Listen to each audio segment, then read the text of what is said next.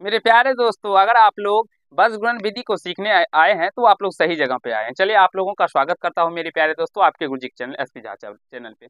और आज आप लोगों को मेरे प्यारे भाइयों मैं बताने जा रहा हूं 4.4 को, जिसमें आज आप लोगों को वज्रगुणनखंड विधि से वज्रगुणन विधि से कैसे प्रश्नों को सॉल्व किया जाता है, क्या फॉर्मूला होता है और उसे निकालने का क्या प्रोसेस है, क्या तरीके हैं, अगर एग्जाम में पूछे जाते हैं तो उसे कैसे बनाना होता है, कैसे सॉल्व करना होता है।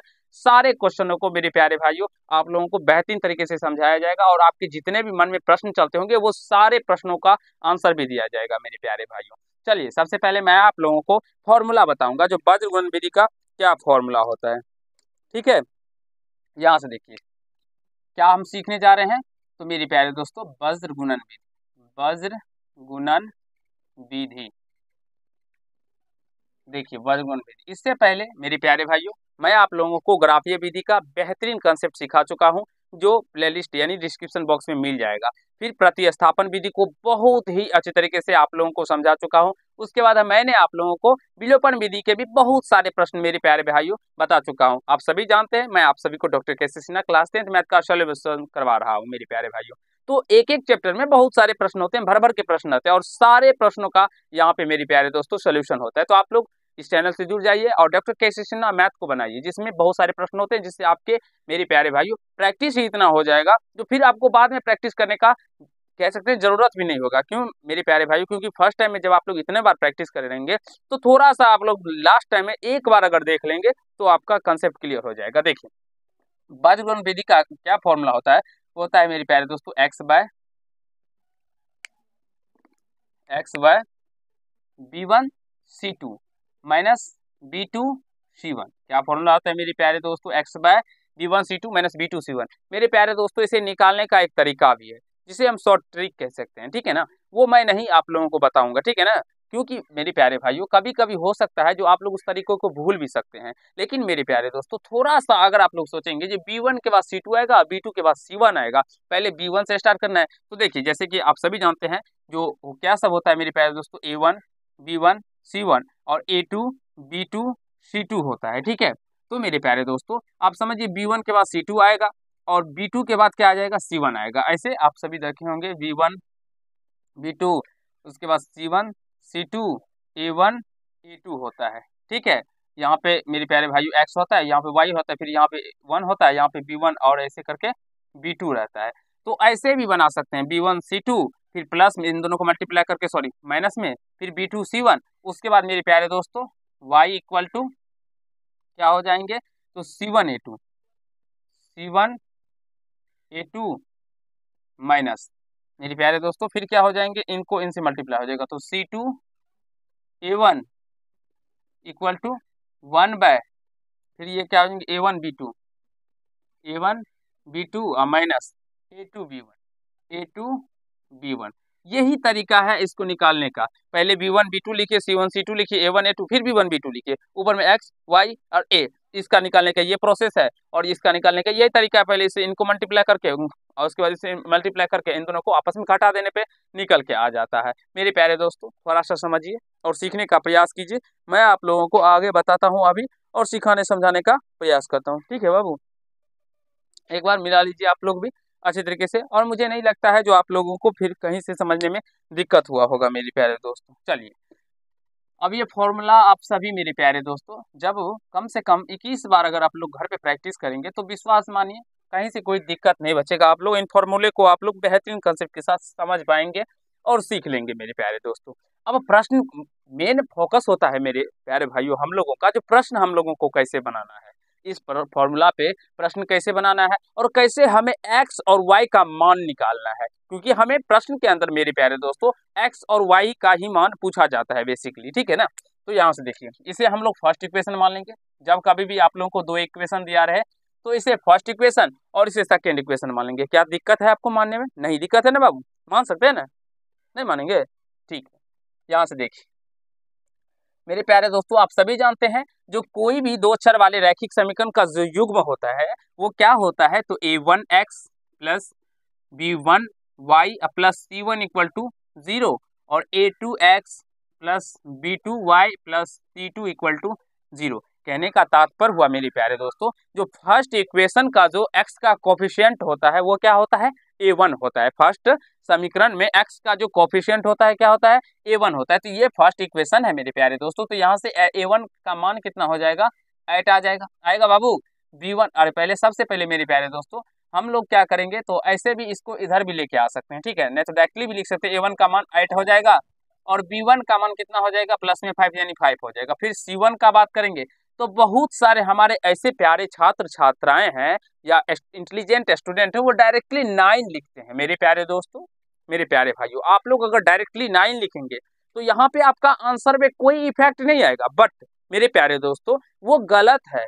क्योंकि कभी भी अगर हम बात करेंगे दो चर वाले रैखिक समीकरण का जो मानक रूप होता है मेरे प्यारे दोस्तों, वो इस तरह से होता है a1x plus b1y plus c1, यानी c1 जो c वाला टर्म है बराबर के इस साइड होता है, और अभी अगर बात करेंगे तो ये बराबर के इस साइड है। तो मेरे प्यारे दोस्तों अभी इसीलिए मैं यहाँ पे बोल रहा था आप लोग को 5y, और ये प्लस में 9 इधर आने पे माइनस में 9 हो जाएगा, तो यहाँ पे इक्वल टू 0। अब ये मेरे प्यारे दोस्तों दो चर वाले रैखिक समीकरण के रूप में आया है। अब यहाँ से c का वैल्यू अगर पूछेंगे तो हम यहाँ से बताएंगे माइनस में 9, और आप लोगों को भी -9 ही लिखना है, ठीक है मेरे प्यारे भाइयों।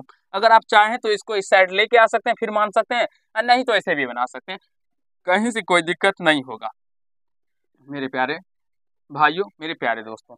अब यहाँ से देखिए a2 कितना हो जाएगा 3, और b2 कितना हो जाएगा 2, और c2 कितना होगा बाबू -4। मेरे प्यारे दोस्तों ये माइनस से कोई इफेक्ट नहीं आता है, लेकिन फिर भी यहाँ से लिखेंगे वज्र गुणन से। क्या लिखेंगे, वज्र गुणन विधि से, वज्र गुणन विधि से। मेरे प्यारे दोस्तों क्या लिखेंगे, वज्र गुणन विधि से। अब वज्र गुणन विधि से क्या होता है, तो x इक्वल टू क्या हो जाएगा, यहाँ से सारे मान को रखेंगे हम लोग। यहाँ से देखिए b1 c2 minus b2 c1 equal to, इतना स्पेस नहीं लेंगे, ठीक है ना, इक्वल टू y बाय क्या हो जाएगा c1 a2 minus c2 a1 equal to 1 by a1 b2 minus a2 b1, यही होता है बाबू।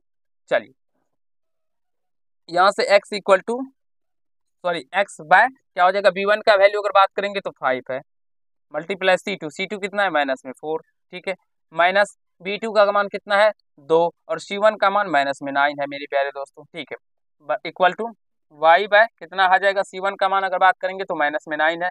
ये थोड़ा सा ध्यान रखिएगा, जिनका जो मान रखते हैं वो सही से रखिएगा, क्योंकि मान रखने में हमारे बहुत सारे स्टूडेंट मेरे प्यारे दोस्तों गलत करते हैं। आप लोगों को गलत नहीं करना है। a2 कितना है 3 है, मल्टीप्लाई 3 माइनस c2 का मान कितना है -4, मल्टीप्लाई a1 कितना है बाबू, a1 8 इधर बीच में इसको y करो, ठीक है, इक्वल टू 1 बाय, बाबू समझ में आ रहा है आपको, ये मान रखने में कहीं से कोई दिक्कत तो नहीं आ रहा है ना, ठीक है ना, अच्छे से दिमाग में बैठ रहा है ना, हाँ तो अच्छे से करके आइएगा। फिर a1 का मान कितना है 8, b2 का मान कितना है 2, देखते चलिए, माइनस यहाँ a2 है ना बाबू, यहाँ पे देखिए a2 कहाँ पे, यहाँ पे a2 का मान क्या है 3, मल्टीप्लाई b1 का मान क्या है 5, तो 5।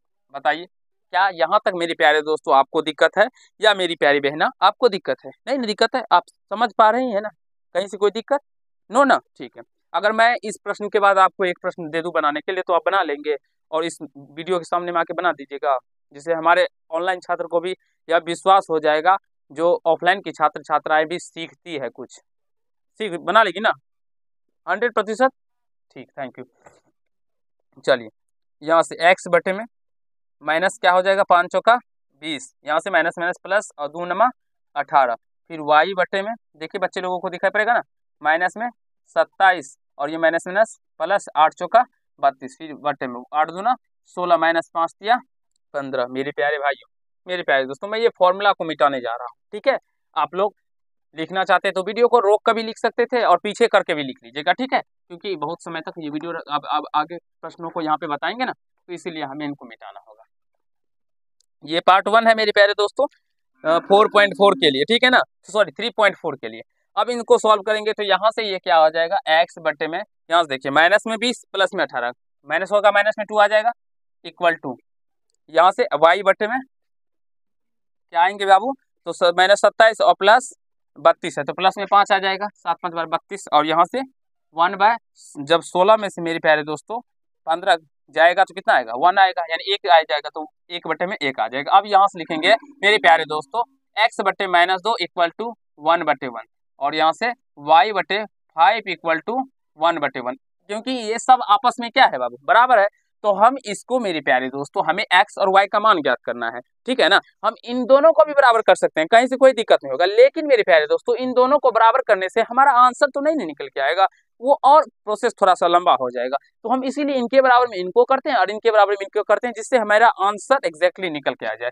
तो यहाँ से क्रॉस मल्टीप्लाई करेंगे तो x को 1 से मल्टीप्लाई करेंगे x, और -2 को 1 से मल्टीप्लाई करने पे -2, इधर भी क्रॉस मल्टीप्लाई करने पे y को 1 से मल्टीप्लाई करने पे y, और 5 को 1 से मल्टीप्लाई करने पे 5, यानी अतः x का वैल्यू मेरे प्यारे दोस्तों -2 और y इक्वल टू 5 निकल के आ गया। आई होप मेरे प्यारे भाइयों मेरे प्यारे दोस्तों आप सभी को वज्रगुणन विधि में कहीं से कोई दिक्कत समस्या नहीं हुआ होगा, और जितने प्रकार के प्रश्न होंगे वो आप लोग धराधर मेरे प्यारे दोस्तों सारे प्रश्नों को तुरंत ही कर लेंगे, जैसा कि मुझे विश्वास है। और मेरी ऑफलाइन की छात्रा भी धराधर कर लेगी ना बाबू, ठीक है।